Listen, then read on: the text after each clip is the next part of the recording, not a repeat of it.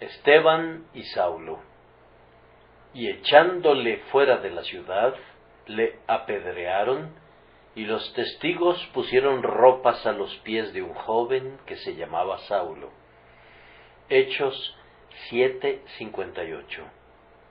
El Espíritu Santo no nos dice mucho acerca de la muerte de los santos en cualquier época, y dice muy poco acerca de la muerte de los mártires. Nos proporciona mucho más sobre Esteban, el primero de ellos, que sobre cualquier otro. Unas cuantas palabras bastan para la muerte de Jacobo, el hermano de Juan. En cuanto a las muertes de Pedro y Pablo, son mencionadas incidentalmente como que habrían de ocurrir, pero no poseemos ningún detalle de ellas en absoluto. Yo supongo que no era necesario, ya que el Espíritu Santo no nos ofrece información superflua nunca. Vendrían cientos de años en los que se escribirían diversos martirologios. El Señor se ha cuidado de que haya testigos oculares con plumas dispuestas a registrar las muertes de los mártires.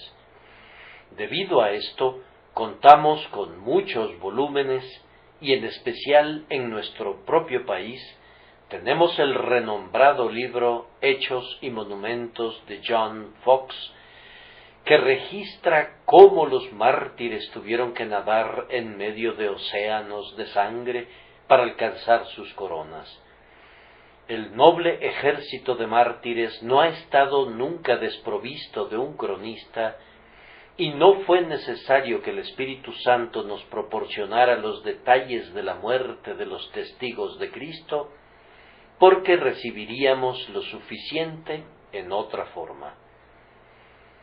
Y es digno de notarse que, en este caso, que es el más completo que tenemos, no se dice nada acerca de los sufrimientos de Esteban. No han sido desgarrados sus sentimientos por las descripciones de las inmolaciones en la hoguera en el reinado de la Reina María. Cómo encendían los leños lentamente, cómo algunas veces los mártires clamaban de hecho, por piedad, enciendan más fuego, y cómo se retorcían en agonía, y sin embargo gritaban, nadie sino Jesús. Tales detalles podrían ser muy apropiados, pero yo creo que ministran más bien a nuestros sentimientos que a nuestra edificación. El Espíritu Santo sigue una línea diferente y nos cuenta del triunfo del mártir, de la luz que brilló en su rostro, de la visión que contempló y confortó su espíritu, y de la calma bienaventurada que le sobrevino cuando Jesús se levantó y reprendió a los vientos y a las olas que cubrían su barca, de tal manera que el mártir entró en el puerto de paz, en medio de una perfecta tranquilidad. Yo creo que cada incidente que es registrado tiene por fin nuestro provecho, y no siempre es provechoso contar con descripciones sensacionales que atormentan los sentimientos de uno. Hay algo que es mejor que eso, que consiste en enseñarnos la verdadera fuente de la fortaleza y en guiarnos a una calma celestial, venga lo que venga. Sin embargo, en este caso, al Espíritu Santo le agradó dirigir la pluma de Lucas para anotar que los testigos pusieron sus ropas a los pies de un joven llamado Saulo. Según la ley judía, los testigos estaban obligados a ser los primeros en lanzar las piedras. Eran, de hecho, los principales verdugos, pues proporcionaban la evidencia en contra del acusado que, con base en su testimonio, era condenado a muerte. Por tanto, tenían que asumir la responsabilidad de su muerte y debían arrojar las primeras piedras. Para hacer esto, se quitaron sus largas túnicas ondeantes y poniéndolas en el suelo, las dejaron al cuidado de alguien que parecía estar muy complacido con la muerte de Esteban, que probablemente había dado su voto en contra suya en el Sanedrín y que esperaba para ver que se consumara el atroz asesinato. Ahora, ¿por qué está registrado que los testigos pusieron sus ropas a los pies de un joven que se llamaba Saulo? No fue para satisfacer nuestra curiosidad, y sin duda se debió a una buena razón. Así que trataremos de averiguar por qué está registrado y procuremos aprender algunas lecciones de esto con la ayuda de Dios. Y primero, ¿no nos sugiere aquí el Espíritu Santo un contraste sumamente notable? Aquí están dos hombres, Esteban y Saulo. Ambos están en el cielo ahora. Me pregunto qué sentirían cuando se encontraron allá por primera vez. Qué gozo deben de haber sentido ambos, Esteban de ver a Saulo y Saulo de ver a Esteban. Yo supongo que es incompatible con el estado celestial que Saulo hubiera tenido que disculparse, pero, en verdad, si fueran permitidas las disculpas allá, habría presentado sus disculpas de manera sumamente amorosa y tierna. La dicha de reunirse allí debe de haber sido sumamente grande. Contemplen a los dos hombres, uno a punto de morir y el otro cuidando las ropas de los verdugos. Hagámosles justicia. Ambos eran hombres sinceros.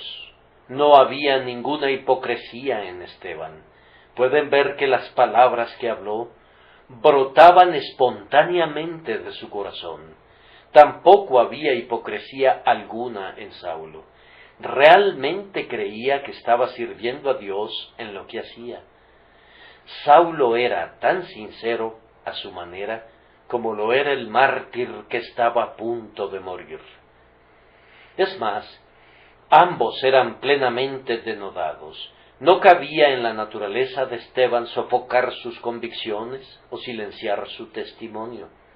Tampoco cabía en la naturaleza de Pablo quedarse callado cuando creía que un miserable impostor debía ser eliminado por completo de la existencia.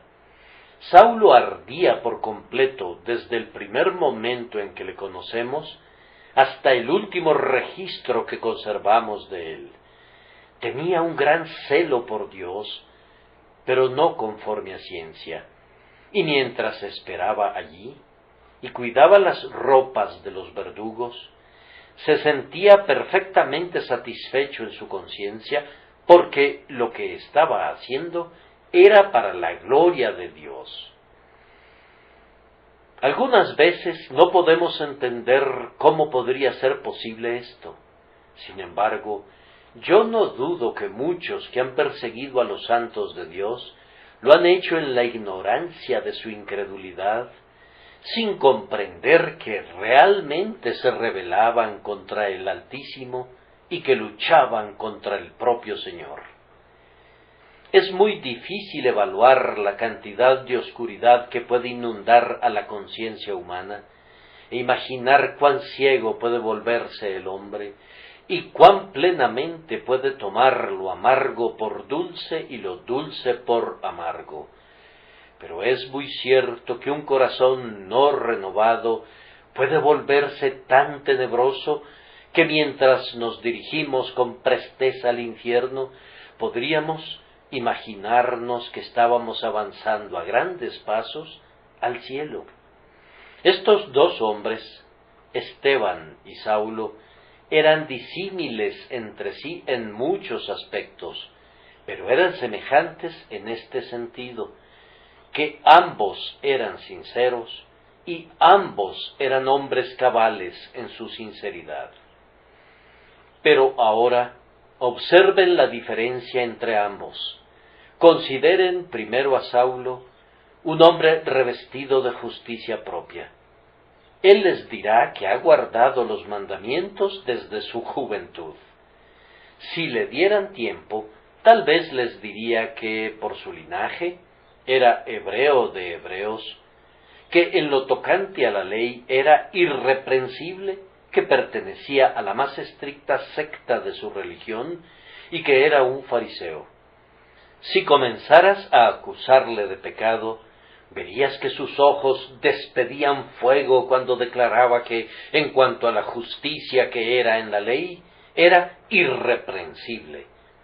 Si alguien fuera acepto delante de Dios, él sentía que lo era, y permanecía allí, con todo el orgullo de la justicia propia, participando en el asesinato de un hombre verdaderamente justo. Si le hubieran hablado a Esteban, habrían descubierto a un hombre de una clase completamente diferente. La única esperanza del mártir radicaba en el Cristo crucificado del Calvario. Lo que le alegraba no era una visión de sí mismo, sino la visión de su exaltado Señor. No obtenía su consuelo de lo que él había hecho, sino de la obra consumada que aquel que estaba en ese momento a la diestra del Padre. ¿Qué diferencia existía entre esos dos hombres? Tal vez haya dos personas así aquí, sentadas la una muy cerca de la otra, la una con su justicia propia y su confianza en sí misma, dependiente únicamente de sus propias buenas obras, la otra mirando humildemente lejos de sí y confiando únicamente en el Señor Jesucristo para su salvación.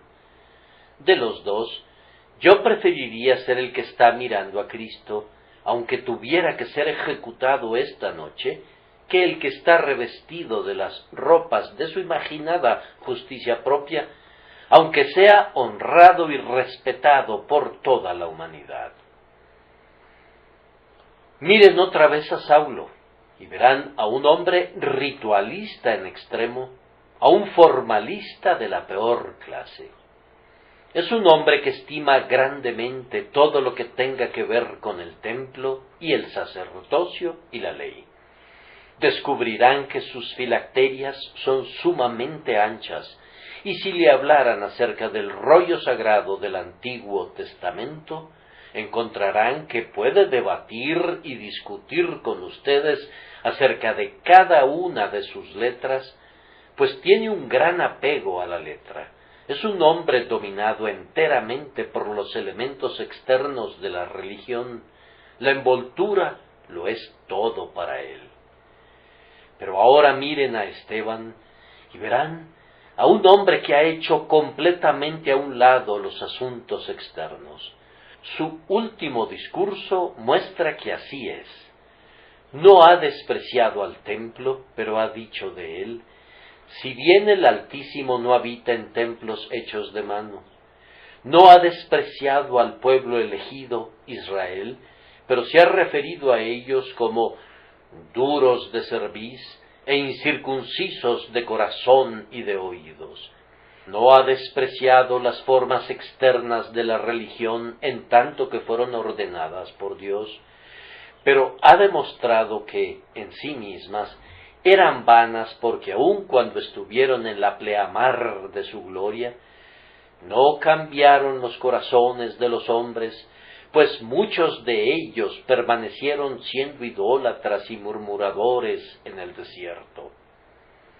Esteban es el hombre espiritual y Saulo es el hombre formal. Ambas clases podrían estar representadas aquí, y yo quisiera que examinaran a cuál de ellas pertenecen, porque Dios busca al adorador espiritual.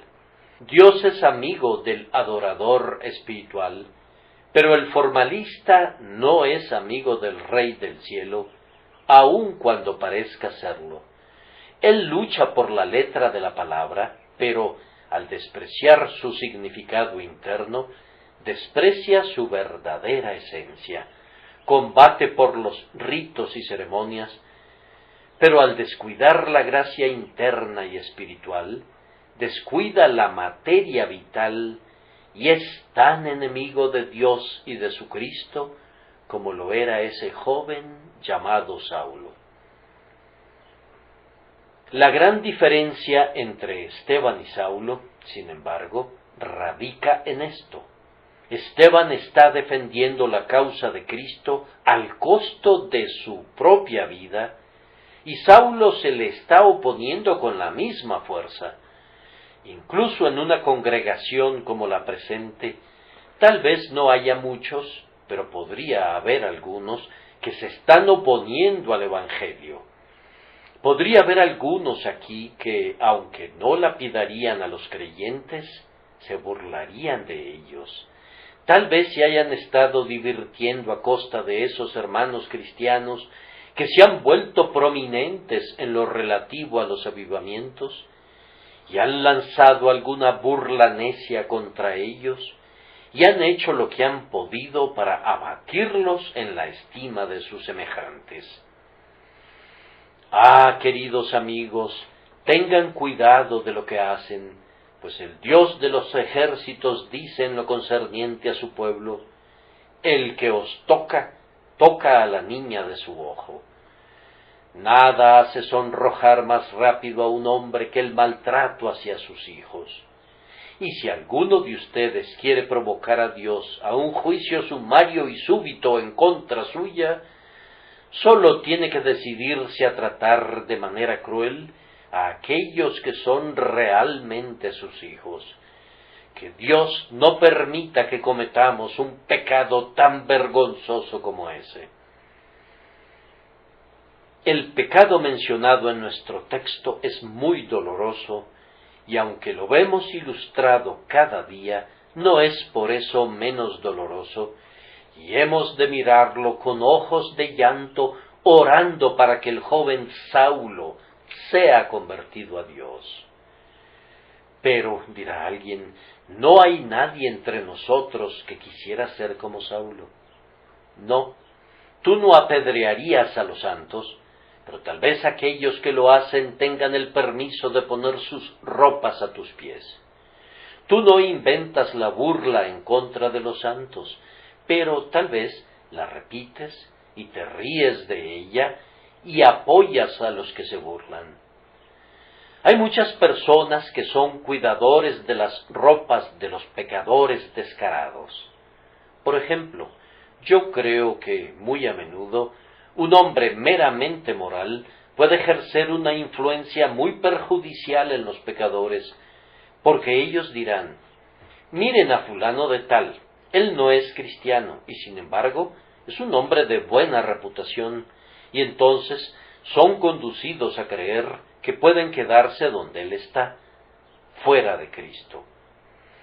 Oh, queridos amigos, que no haya nada acerca de su caminar y su conversación que pueda ser usado para oponerse al Evangelio de Jesucristo, y lo habrá a menos que estén enteramente de su lado, pues él mismo dijo: el que no es conmigo, contra mí es, y el que conmigo no recoge, desparrama. Si no están del lado de Cristo, están del lado de sus enemigos, pues este es un combate que no admite ninguna neutralidad. Y si no pueden sentir, al igual que Esteban, que defenderían la causa de Cristo, entonces, me temo, solo les hace falta la oportunidad y las circunstancias, si no para lapidar a Esteban, sí, al menos, para permitir que los que llevan a cabo el terrible acto pongan sus vestidos a sus pies. El contraste registrado en nuestro texto es muy vívido. Desearía poder pintar un cuadro igualmente vívido entre las personas inconversas y los cristianos, pues hay un contraste entre ellos, un contraste que se plasmará en aquel día en especial, en que habrá un gran golfo abierto entre ellos, a través del cual no se podrá pasar. En el último gran día, los justos estarán a la diestra del juez, y los malvados a su siniestra, y Cristo mismo estará en medio de ellos, de tal forma que la división durará en tanto que Cristo mismo viva. Ahora, En segundo lugar, nuestro texto nos proporciona una notable introducción de una persona a la verdadera religión. Tal vez haya alguien aquí, a quien ustedes conocen, que todavía no ha entrado en contacto con la piedad vital y real, y ustedes están muy ansiosos de que lo haga. Yo estoy igualmente ansioso de que lo haga, y pienso que deben entregarse a un denodado esfuerzo para que no solo él, sino todos los que son como él, de alguna manera u otra, entren en contacto con la religión real. Ahora, hasta donde vemos en la Biblia, esta es la primera introducción de Saulo a cualquier cosa que tenga que ver con el cristianismo real. No leemos su nombre antes de este versículo en los Hechos de los Apóstoles. Así que aquí, por primera vez, da un paso al frente para adentrarse en la arena del conflicto. Un joven que se llamaba Saulo. ¿Fue impresionado favorablemente por Cristo y por su pueblo de inmediato? Ciertamente no. Más bien fue todo lo contrario. La impresión provocada en él fue de una enemistad y odio intensos en contra de Jesús de Nazaret y de todos sus seguidores. Pero tal vez vio una mala muestra del cristianismo, tal vez escuchó un sermón muy pobre que tergiversaba el Evangelio, tal vez no vio nunca alguna señal de la obra del Espíritu. Por el contrario, la introducción de Saulo al cristianismo, en la persona de Esteban, fue del tipo más favorable. Su propio corazón, sin embargo, estaba tan desesperadamente prejuiciado contra Cristo, que descubrimos que tan pronto entró en contacto con el cristianismo, se convirtió en el guarda de las ropas de los que apedreaban al siervo del Señor. Noten, entonces, qué introducción fue esa. Vio a un cristiano del tipo más noble, un hombre lleno de fe y del Espíritu Santo, y lo vio en su mejor momento, pues su rostro resplandecía como el rostro de un ángel. Yo deseo que, cuando los hombres del mundo nos miren, pudieran ver también a cristianos con rostros resplandecientes. Tal vez, querido amigo, la persona por la que estás preocupado ha desarrollado un prejuicio contra la verdadera religión por causa de las ofensas de los creyentes. Pero ese no era el caso en relación a Saulo. Yo supongo que todos los cristianos que habían conocido en Jerusalén, pues era la edad de oro del cristianismo, eran del mejor tipo, como lo era Esteban. Y, sin embargo, aunque miró ese rostro que estaba ardiendo con la luz de la gracia y la gloria, odió a ese rostro y crujió sus dientes contra el hombre cuyo porte glorioso y tranquilo debió de haberle ganado de inmediato. Y luego escuchó un noble discurso. Era un discurso especialmente adecuado para los judíos. A ellos les gustaba siempre oír la historia de su nación. Su orgullo nacional era gratificado con eso. En días posteriores, cuando Pablo tuvo que dirigirse a ellos, les dio un compendio de su historia muy similar al de Esteban, y fue muy sabio de su parte. Fue el mejor y más adecuado discurso que podía darse, aunque el único resultado producido en Saulo y en otros fue que arremetieran a una contra el predicador para apedrearlo y matarlo. Ahora, queridos amigos, si han traído algún pariente o amigo para que escuchen al ministro aquí, y el sermón les pareciera sumamente adecuado y admirable, no se sorprendan si, en vez de ver algún buen resultado proveniente de él, descubren, por el contrario, la provocación de la naturaleza entera del oyente casual y una incitación a la rebelión en su corazón. No crean que se trata de algo nuevo o de una situación extraña, pues este fue el caso del joven llamado Saulo, cuando fue introducido a un cristiano con un rostro resplandeciente y a un ministerio que era en todos los puntos admirable. Sí, a pesar de todo eso, se endureció más en su enemistad contra el Evangelio de Jesucristo. Pero el joven llamado Saulo vio algo más. Vio a un cristiano que moría una muerte triunfante. ¿Y cuántos han sido convertidos por un espectáculo parecido? Ha habido algunos que podrían ridiculizar la vida y el ministerio de un cristiano, pero el discurso agonizante, la mirada brillante y lustrosa del ojo que se cierra, el himno triunfante del santo que parte, estos han sido argumentos irresistibles y se han visto forzados a ceder ante ellos. Pero no sucedió así con Saulo, pues leemos sobre él, después de que lapidaron a Esteban, que Saulo, respirando aún amenazas y muerte contra los discípulos del Señor, vino al sumo sacerdote. Incluso ese espectáculo, que podría haber convencido a un infiel, no convenció a este joven cuyo nombre era Saulo. Y nuestra primera introducción del Evangelio a nuestros amigos podría no ser inicialmente tan esperanzadora como pudiéramos haber deseado y esperado, pero no hemos de desalentarnos, pues Saulo se convirtió en un cristiano después de todo.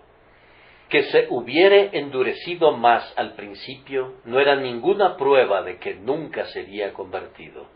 Que su corazón cerrara todas sus puertas a Jesucristo no era ninguna evidencia de que el Evangelio no conquistaría su corazón. Tenemos un proverbio que nos recuerda que Roma no se construyó en un día, y no siempre podemos esperar que la Nueva Jerusalén sea construida en los corazones de los hombres en una sola hora. Hay algunas personas que son derribadas en el acto, como fue derribado Saulo más adelante. Pero hay otras personas que poseen ciudadelas contra las cuales el ariete de la verdad ha de golpear con toda su potencia año tras año, y es únicamente cuando Dios propina el golpe eficaz de gracia que, al final, ceden sometidas por el amor todopoderoso. De cualquier manera, ya sea que cedan o no, su deber es claro: tráiganlos a Cristo, llévenlos bajo el sonido del Evangelio, hagan todo lo que puedan para su salvación, de tal forma que, si perecen, cuando el tañido fúnebre sobresalte su oído, podrán decirse: si está perdido o es salvo, yo no soy responsable, estoy libre de su sangre, pues le hablé del camino de la salvación, argumenté con él por Dios y argumenté con Dios por él. Le persuadí que fuera conmigo y que escuchara la predicación de la palabra, y si él la ha rechazado y la ha pisoteado, no puedo evitarlo, aunque hubiera tratado de hacerlo si hubiera estado en mí hacerlo. Debo dejar su destino en las manos de Dios. Yo pienso que este caso de Saulo es muy alentador para cualquiera de ustedes que esté buscando ganar para el Salvador a los pecadores.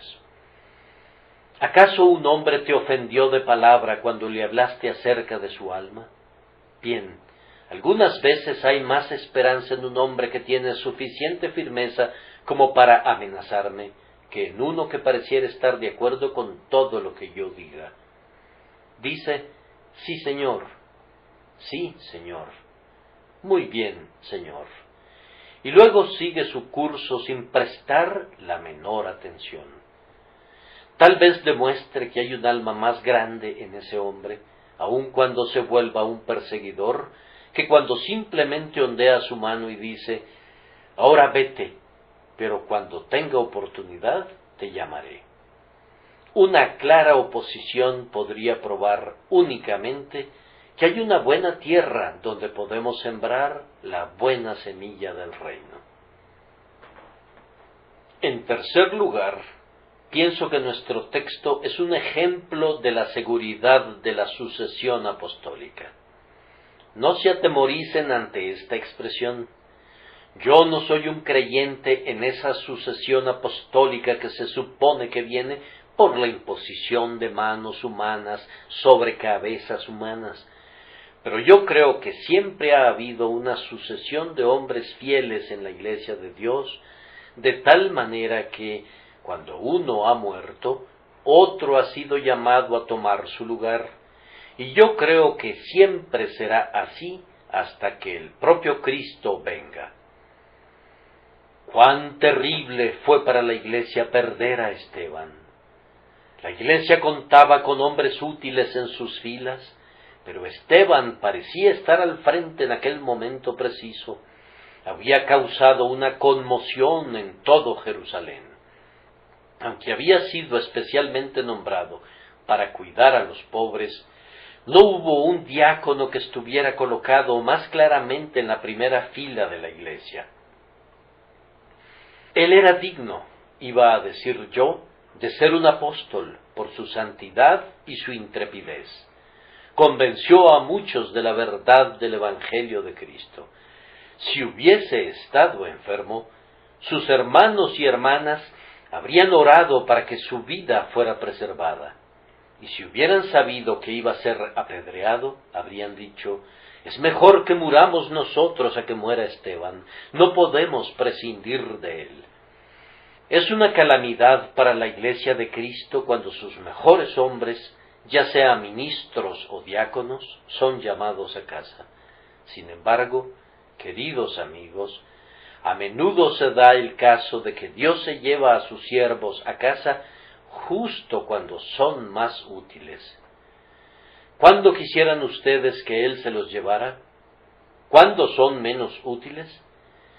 Quisieran que el Señor se los llevara cuando ya son de escasa o de ninguna utilidad. Eso no es muy generoso de parte suya. El Señor tiene el derecho a lo mejor. Algunos se están poniendo maduros para la gloria, así que es natural que el Señor tome a los más maduros de ellos. No necesitan asombrarse, por tanto, cuando las personas más útiles sean llevadas al cielo. Pero ahora, miren, Esteban va a casa. ¿Quién tomará el lugar de Esteban? ¿Acaso no lo ven? Los testigos pusieron sus ropas a sus pies, y sin duda el manto de Esteban estaba entre esas ropas. Así, tan ciertamente como Elías dejó su manto a Eliseo, el manto de Esteban estaba puesto a los pies de Saulo. No se lo puso de inmediato, pero efectivamente se lo puso posteriormente. Y frecuentemente, cuando los hombres preguntaban: ¿qué vamos a hacer cuando el señor fulano de tal se vaya?, el Señor envía a un hombre que lo hace tan bien como el señor fulano de tal lo ha hecho. Con frecuencia me preguntan: ¿qué habremos de hacer con el tabernáculo y el colegio y el orfanato cuando usted se haya ido? Vamos, el Señor siguió adelante antes de que yo naciera, y yo estoy seguro de que seguirá adelante cuando yo muera. Esa pregunta no me turba nunca. ¿Alguna vez te sentaste a reflexionar qué hará mi esposa cuando yo me haya ido? No te gusta pensar en eso, pues no es asunto tuyo. El sucesor de cualquier hombre al que Dios hace útil será encontrado en el curso debido. Podría ser al momento presente uno de los que odian el Evangelio. Podía estar entre aquellos que están hablando mal de la cruz de Cristo. ¿Dónde se encontró al gran sucesor de John Hus? Vamos, está allá en un monasterio alemán. ¿Cómo? ¿Un monje? Sí, un monje que trepa los escalones de la Scala Sancta, la Escala Santa en Roma, tratando de alcanzar suficiente mérito para salvar a su padre y a su madre y a sí mismo, y deseando poder estar allí siempre para acumular méritos. Sí, Martín Lutero era el hombre que habría de seguir a Hus, y Dios le levantó a su debido tiempo. Los santos que estaban en Jerusalén no sabían dónde estaba el sucesor de Esteban, pero Dios le vio entre los enemigos de Esteban y lo apartó, y Saulo fue un apóstol más poderoso de lo que Esteban habría podido ser jamás.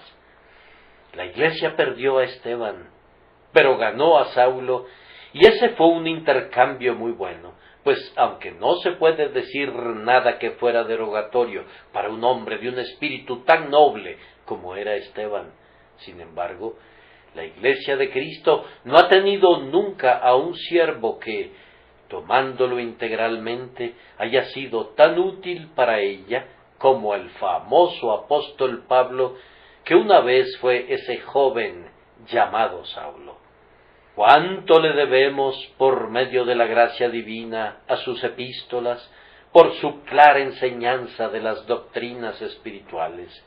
Ningún otro apóstol, aunque cada uno de ellos fue excelente a su manera, tuvo alguna vez una tan clara revelación, tan claramente enseñada, de esas grandes doctrinas de la gracia que son la propia espina dorsal del Evangelio de Jesús. ¿Y quién más trabajó como lo hizo él? Él mismo dice, y siempre fue modesto: he trabajado más que todos ellos, pero no yo, sino la gracia de Dios conmigo. Cuando Esteban partió, fue una gran misericordia que fuera reemplazado por alguien que incluso le sobrepasó. Y, queridos amigos, en este preciso momento, no necesitamos estar preguntando ¿qué haremos sin fulano de tal?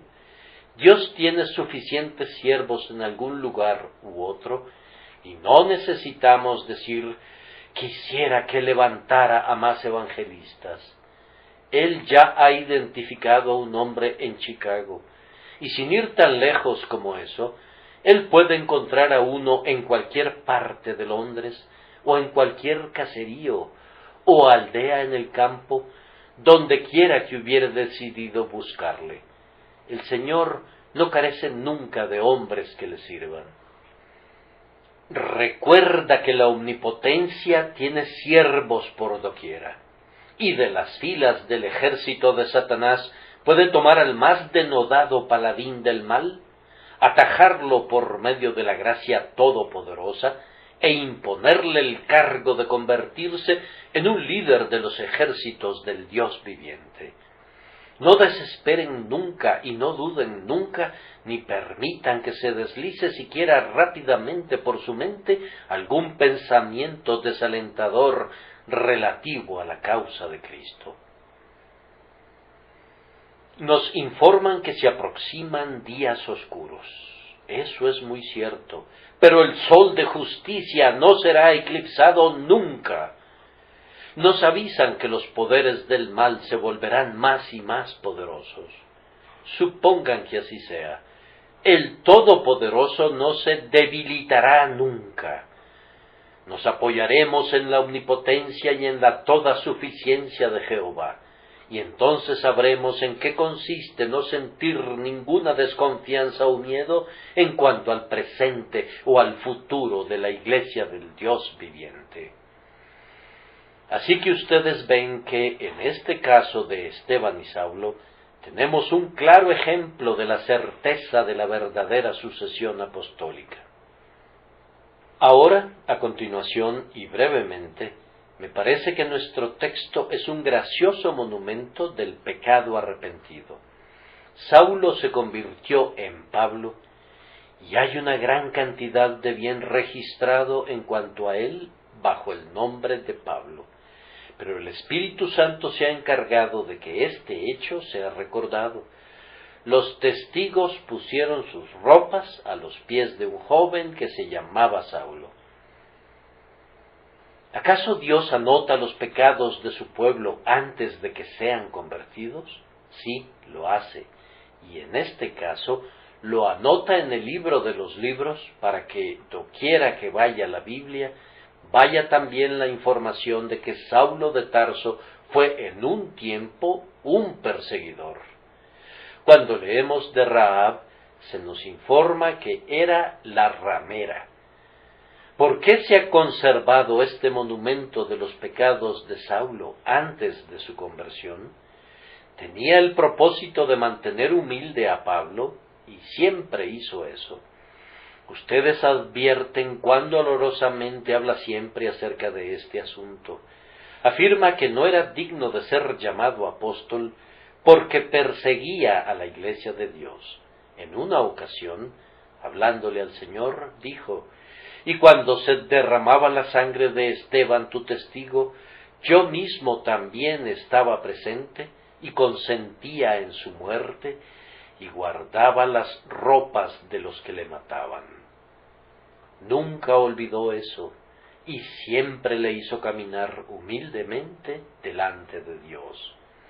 A Timoteo le escribió: «Habiendo yo sido antes blasfemo, perseguidor e injuriador, mas fui recibido a misericordia». No traten, amados, de olvidar sus viejos pecados. Siempre han de estar ante ustedes para que los mantengan siendo humildes. He oído acerca de un eclesiástico de alto rango que había sido un pescador, y mientras iba prosperando en el mundo, solía colgar su red para que le recordara que una vez había sido un pescador.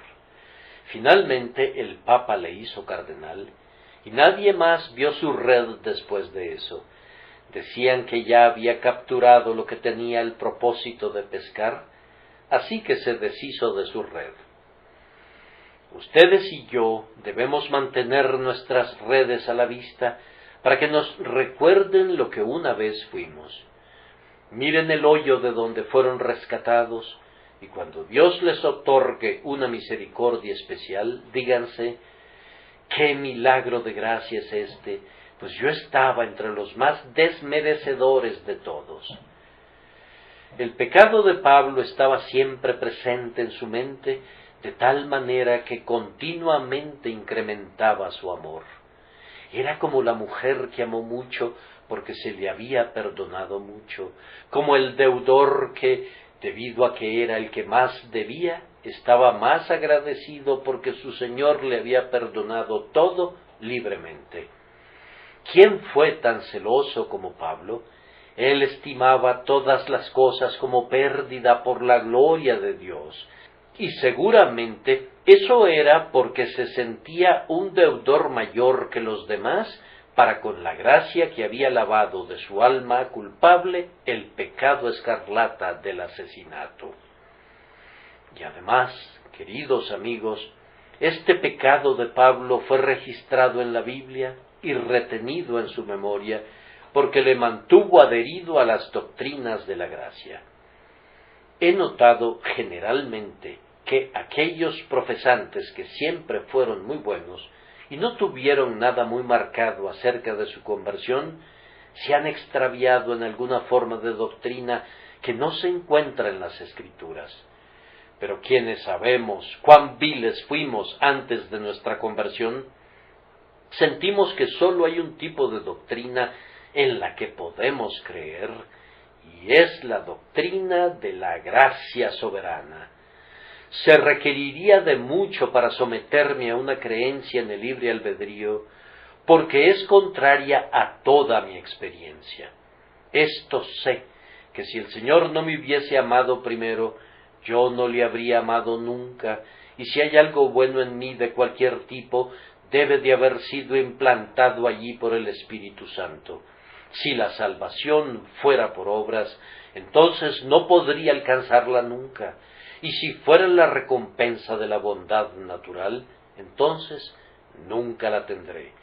Siento que ha de ser por gracia y solamente por gracia. Sin duda que la memoria de su pecado ayudó a hacer de Pablo lo que fue, el grandioso predicador evangélico, el hombre que expuso la gloriosa doctrina del amor electivo de Dios, el hombre que, más que cualquier otro, proclamó la doctrina de que la salvación es por gracia y solamente por gracia, y de que Dios tendrá misericordia del que tenga misericordia y se compadecerá del que se compadezca. Predicar cualquier otra cosa habría sido incompatible con la experiencia del apóstol y por tanto el recuerdo de su pecado era conservado delante de él para que siempre diera a conocer esas preciosas verdades. Y tal vez, queridos hermanos y hermanas, este pecado de Pablo está registrado para que siempre tuviera una esperanza acerca de otras personas. Ustedes saben que desde el momento en que fue convertido hasta el momento en que murió, siempre fue un hombre perseguido.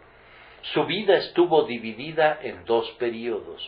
Primero fue el perseguidor y luego fue el perseguido. Cuando fue echado de una ciudad a otra y apedreado muchas veces, ¿cómo debe de haber pensado en Esteban y las piedras que le llovieron? Cuando fue odiado por todos los hombres por causa de Cristo, podría haber perdido la esperanza de que el Evangelio fuera propagado si no hubiera podido decir: pero así como me convirtió a mí, puede convertir a otros. No cuidé de las ropas de los que apedrearon a Esteban, aquellos rebeldes que recogieron las perlas que brotaron de sus labios y las hollaron como cerdos. Esto le animó a estar delante del cruel Nerón y hablarle del Evangelio de Jesús, pues aquel que pudo convertir a Saulo podía convertir a Nerón si quisiera hacerlo.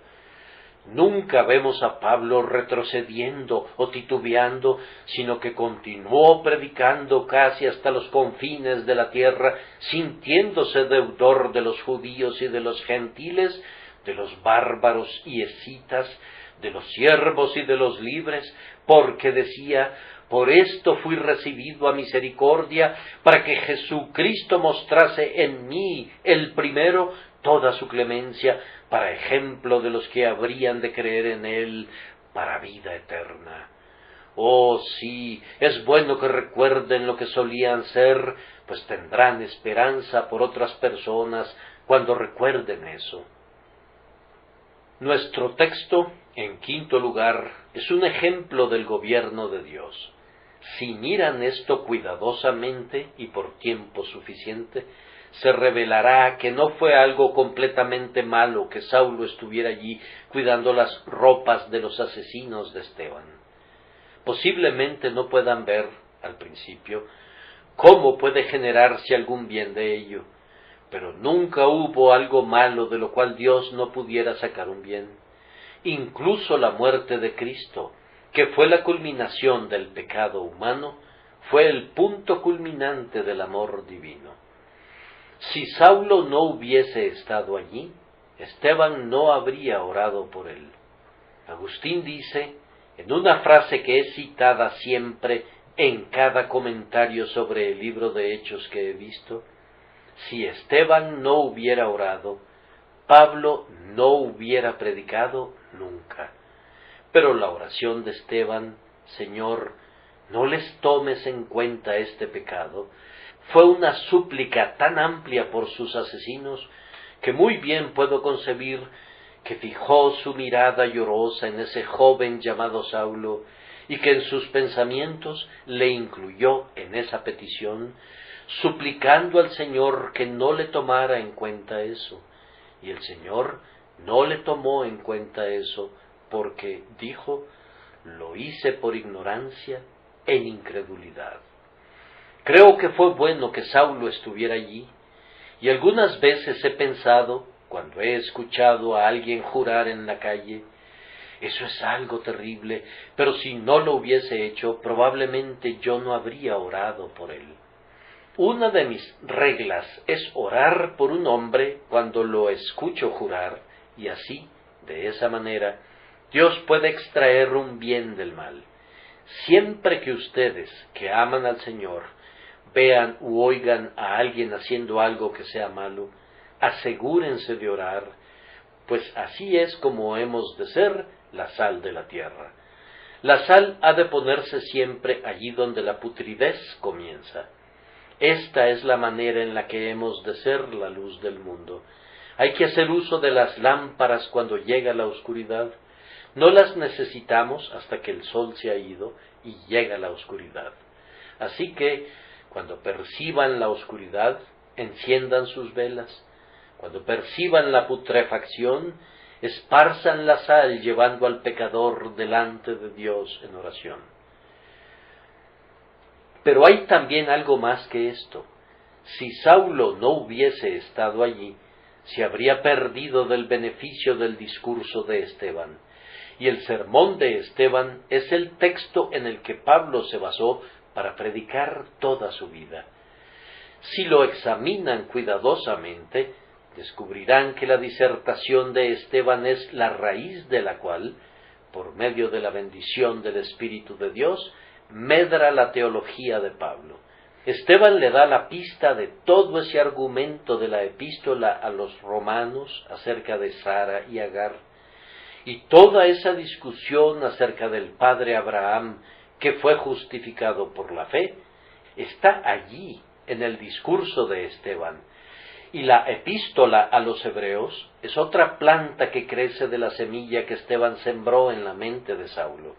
Hay varias frases que son idénticas. Yo pienso que la razón por la que tenemos ese discurso de Esteban registrado de manera tan íntegra es que Pablo viajó con Lucas, quien escribió los Hechos de los Apóstoles, y Pablo le contó a Lucas lo que Esteban había dicho, pues parece que llegó directo a su alma y se quedó albergado allí. Debe de haber sido así, pues moldeó todas sus epístolas y pueden trazar la influencia de Esteban en cada rollo sobre el que Pablo puso su pluma. Podría suceder algunas veces que los hombres que se oponen a la palabra de Dios puedan ser en efecto influenciados por un hombre del que se burlaban. Ese pudiera ser el hombre preciso a cuyos pies se humillen. Tal vez, después de que hubiere muerto y hubiere partido, esa piedad del hombre puede teñir la vida entera de un joven que ahora le odia. No se puede saber, pero esto sé, que de muchas cosas malas Dios ha extraído un gran bien con frecuencia, como lo hizo en este caso, tanto por medio de la oración como a través de la predicación del santo Esteban. Siempre que piensen que un hombre inconverso ha ideado una estratagema para convidarlos al pecado, llénense tanto del Espíritu Santo que, en vez de ser vencidos, ustedes resulten vencedores. ¿Nunca han oído acerca del soldado que reportó que había tomado un prisionero? El oficial le dijo: «Tráelo acá, entonces». El soldado respondió: «No puedo». «¿Por qué no?». «Porque el prisionero me está arrastrando en dirección contraria», replicó el soldado. Ese soldado no había tomado un prisionero, se había convertido él mismo en un prisionero, y muchos cristianos, en vez de hacerle un bien al mundo, están siendo conducidos como cautivos por el mundo. No ha de suceder así con ustedes. Háganlos que se vuelvan a ustedes, pero ustedes no se vuelvan a ellos. Es bueno, en la firmeza de la fe, acercarlos al Salvador, pero no debe suceder nunca que su mal ejemplo someta al bien suyo y que su francachela domine a su piedad. Que Dios nos llene de su Espíritu Santo y de fe, para que, como Esteban, podamos ser el medio de transformar a Saulo, el perseguidor, en Pablo, el apóstol. Dejo este asunto con ustedes solamente pidiéndoles que oren por cualquiera que ustedes vean que se distingue en el pecado, o en la infidelidad, o en la herejía. Pídanle a Dios que salve a todos esos. Mientras más daño hagan, más denodadamente deben orar por ellos, pues es muy probable que, si se convirtieran, mayor bien harían. Leí una vez un extraño discurso de John Bunyan con el que no estuve totalmente de acuerdo, aunque había algo de verdad en ello. Decía que albergaba una gran esperanza por la siguiente generación, porque los jóvenes con los que se encontraba eran tan insensatamente malvados, que él creía que, si Dios los cambiaba por su gracia, se convertirían en grandes santos. Así que, cuando se encuentren con hombres intensamente perversos, pídanle a Dios que haga grandes santos de ellos. Son la materia prima que está lista para que sus manos obren en ella. La propia obstinación y la rebelión de su naturaleza muestra que, cuando la gracia divina viene a ellos, se convertirán en los más osados predicadores.